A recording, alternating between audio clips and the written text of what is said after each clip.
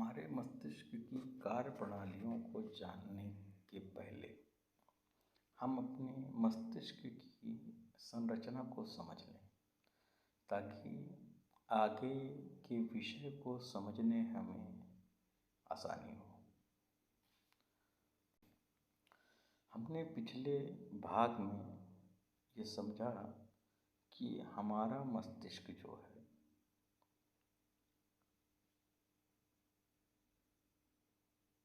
वो 5 केंद्रों में बटा हुआ है।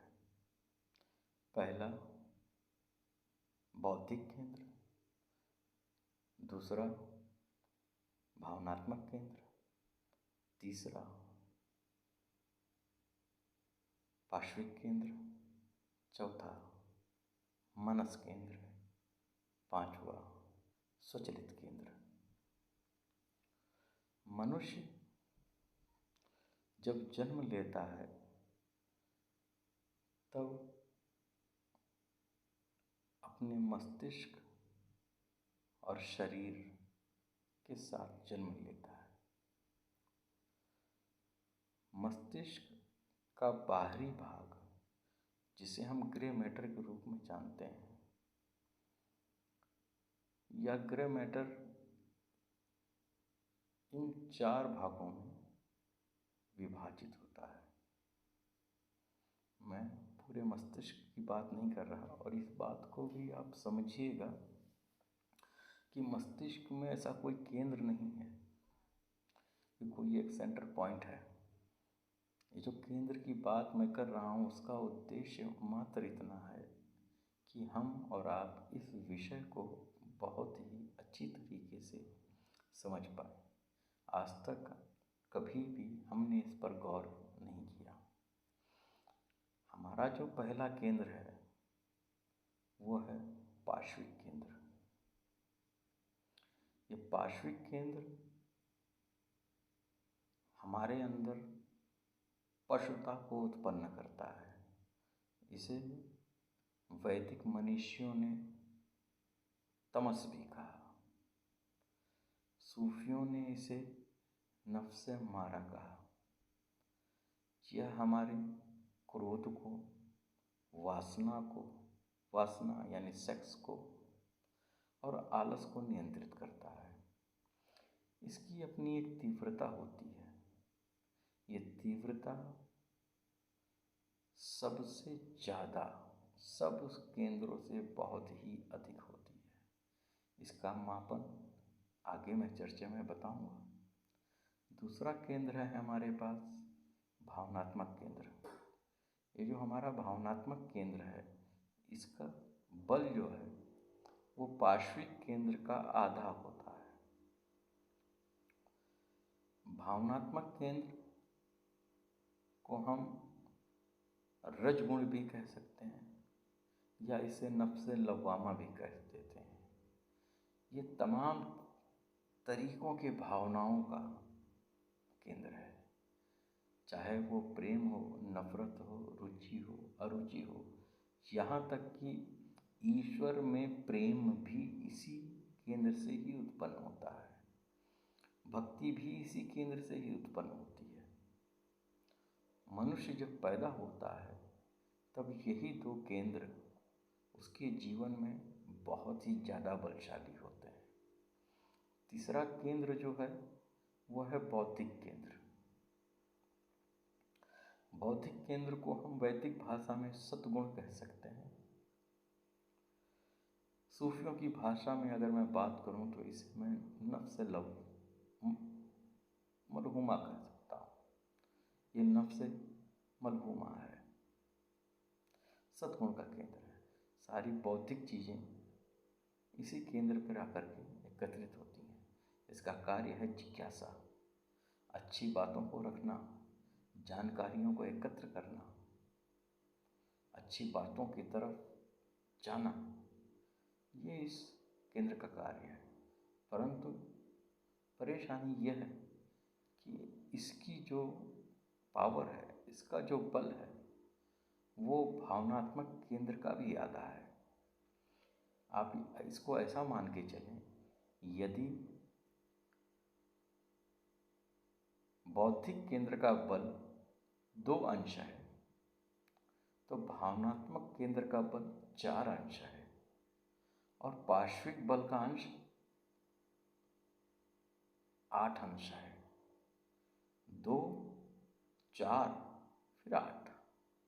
मनुष्य का पूरा जीवन भावनात्मक और पार्श्विक केंद्रों के द्वारा ही नियंत्रित होता रहता है, क्योंकि वह कभी इस पर ध्यान ही नहीं दे पाता।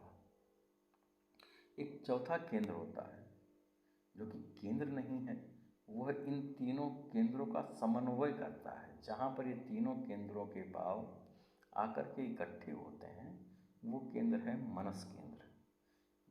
ये प्राप्त भावों को लेकर के गुणागणित करता है और जिसका ही अधिक भार होगा, अधिक बल होगा, ये उसी की तरह घूम जाता है। आपने ये देखा होगा, कई लोग कहते हैं कि मेरा ये करने का मन नहीं है, या मैं ये करना चाहता हूँ।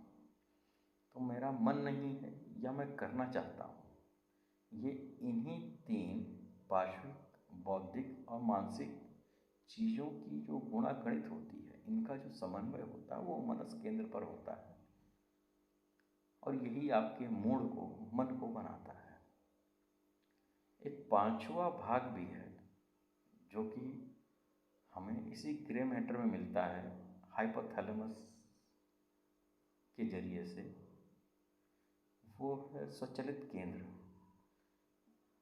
इस केंद्र का अपना कोई भाव नहीं है। यह केंद्र वो सारे कार्य जो बहुत ही अधिक बार आपके साथ में होते हैं, बार बार उन चीज़ों की पुनरावृत्ति होती है, वो उन कार्यों को यह केंद्र देखता है।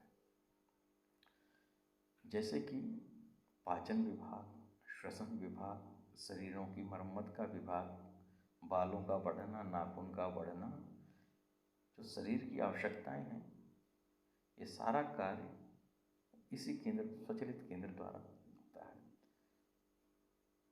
अगर हम बात पूरे मस्तिष्क की करें और अध्यात्म को ध्यान में रखते हुए करें, तो हमारा जो पूरा मस्तिष्क है वो 4 भागों में बंटता है। पूरे मस्तिष्क के भागों में 4 चरण, आपकी उन्नति के 4 चरण, इन चारों चरणों को हम मस्तिष्क में ही मानते हैं। ये मानना है, केंद्र नहीं है। हम जब पैदा होते हैं तो हमारे मस्तिष्क का केवल पहला चरण, जो कि ग्रे मैटर में स्थित इन 5 केंद्रों का स्वरूप है, वही जागृत होता है और मनुष्य का पूरा जीवन इन्हीं 4 केंद्रों में व्यतीत हो जाता है। अब मस्तिष्क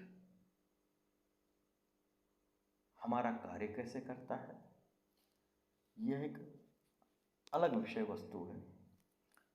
इसको समझने के लिए हम फिर से बात करेंगे, लेकिन अपने मस्तिष्क की संरचना को हम फिर से एक बार समझ लें।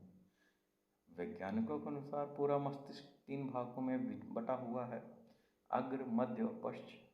मध्य में थैलेमस है जो कि चेतन का केंद्र है। अग्रभाग में हाइपोथैलेमस है। ये पूरा मस्तिष्क एक ग्रे मैटर से ढका हुआ है। इसी को मैं मस्तिष्क का पहला चरण कहता हूँ। इस पहले चरण में 5 केंद्र हैं। पहला है बौद्धिक, सद्गुण, दूसरा है भावनात्मक, रजोगुण, तीसरा है पार्श्विक, तमस गुण, चौथा है मनस केंद्र और 5वां है स्वचालित केंद्र। ये मस्तिष्क का पहला चरण है। जब मनुष्य इन केंद्रों को संतुलित कर लेता है, इन केंद्रों को समझ जाता है, आत्मसात कर लेता है, तो स्वतः ही वो दूसरे चरण की तरफ फेंक दिया जाता है और तब उसे प्राप्त होता है वास्तविक गुरु और वो आगे की मंजिलों पर बढ़ने के लिए तैयार है।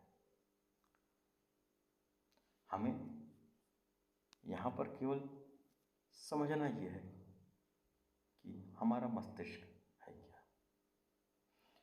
जो केंद्र है, इनका जो बल है, जिसकी चर्चा मैंने अभी की,